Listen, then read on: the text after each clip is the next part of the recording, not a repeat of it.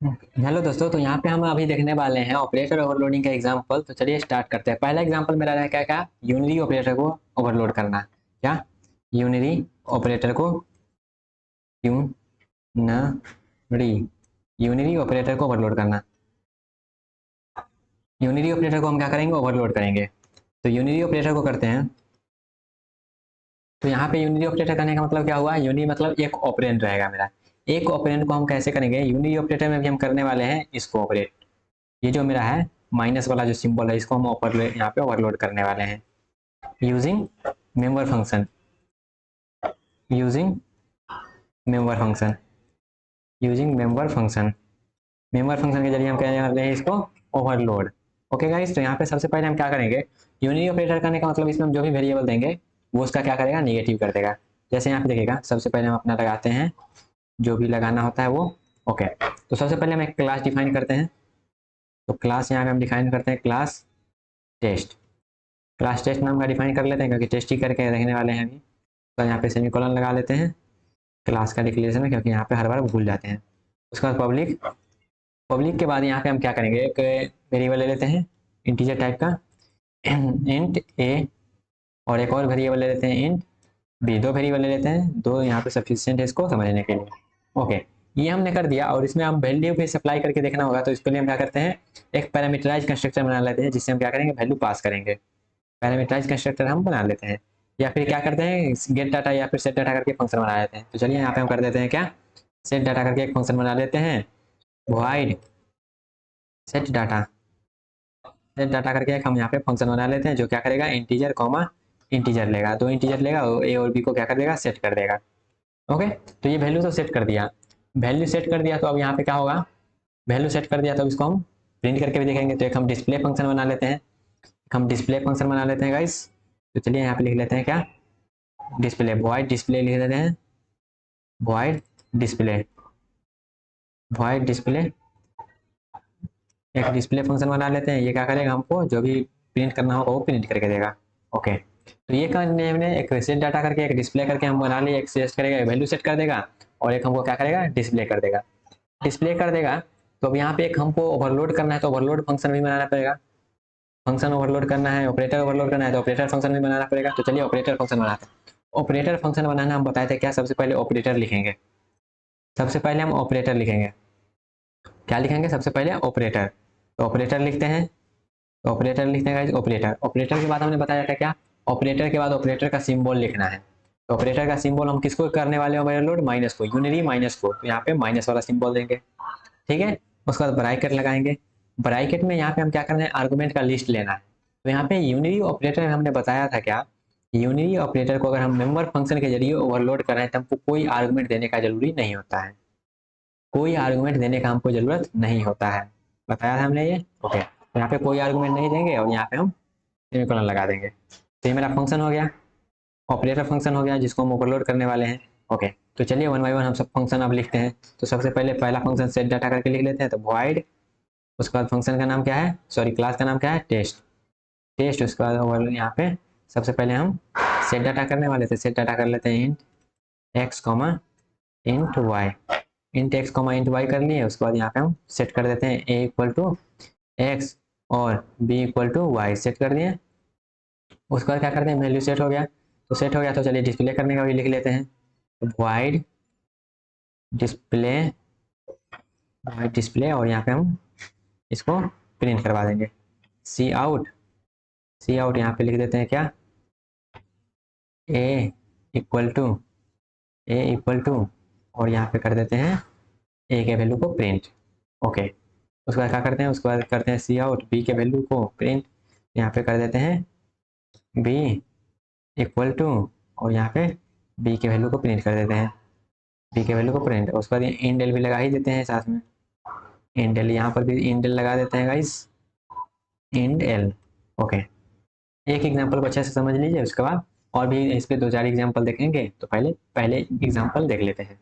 Okay, तो यहाँ पे हमने डिस्प्ले करवा लिए। डिस्प्ले कराने के बाद हम क्या करेंगे, ऑपरेटर जो फंक्शन ऊपर बनाए हैं, ऑपरेटर फंक्शन, ये यहाँ पे लिख देते हैं क्या, ऑपरेटर फंक्शन। ऑपरेटर फंक्शन में रहिए, ये ऑपरेटर फंक्शन को भी यहाँ पे लिखना पड़ेगा। तो चलिए ऑपरेटर फंक्शन को लिखते हैं।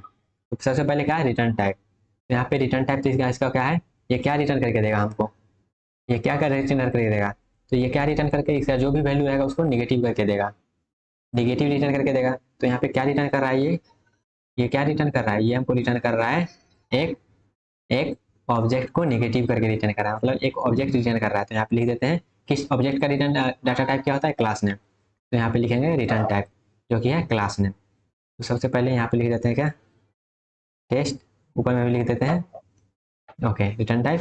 उसके बाद यहाँ पर भी इसको डिफाइन करते हैं टेस्ट, उसके बाद स्कोप रेजोल्यूशन, सॉरी क्लास का नाम, क्लास का नाम मेरा क्या है, क्लास का नाम मेरा क्या है, टेस्ट।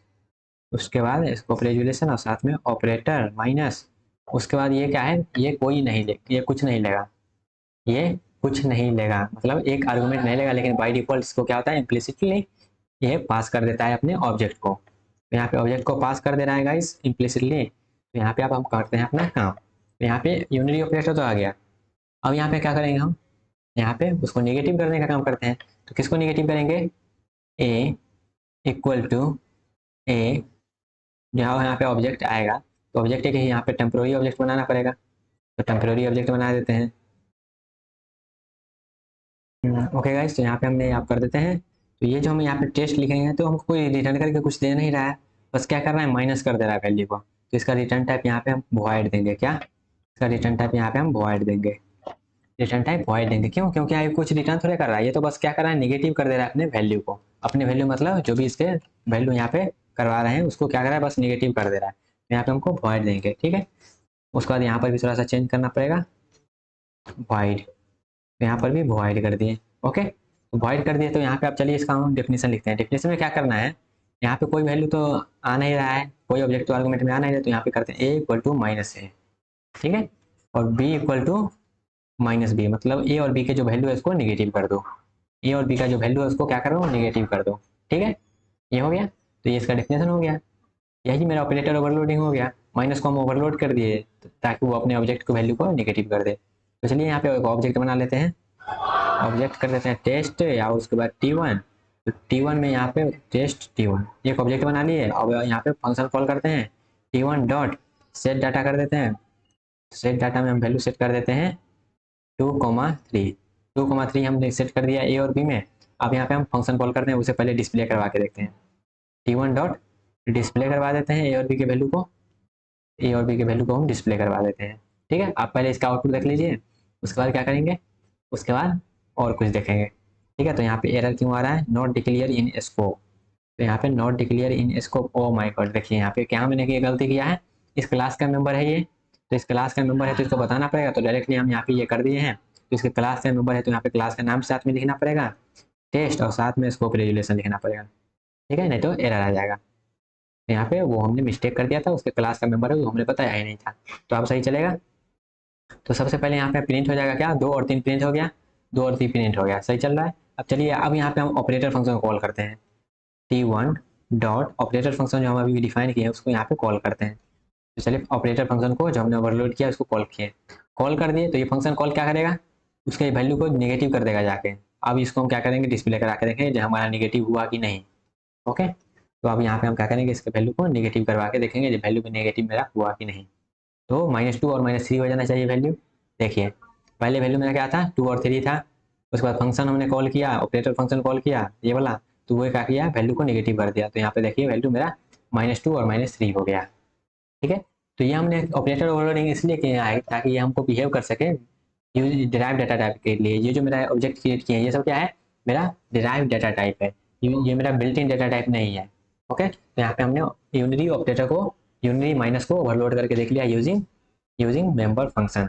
तो मेंबर फंक्शन में क्या था, बस यहाँ पे ये हम जो कर रहे हैं ये वाला ध्यान देने वाली बात है, और ज़्यादा कुछ ये रॉकेट साइंस है नहीं। तो यहाँ पे बस ध्यान देने वाली बात ये है कि मेरा जो मेंबर फंक्शन में होता है यूनिरी ऑपरेटर के लिए एक भी आर्गुमेंट नहीं लेता है, तो यहाँ पे कोई आर्गुमेंट हमने पास नहीं किया है।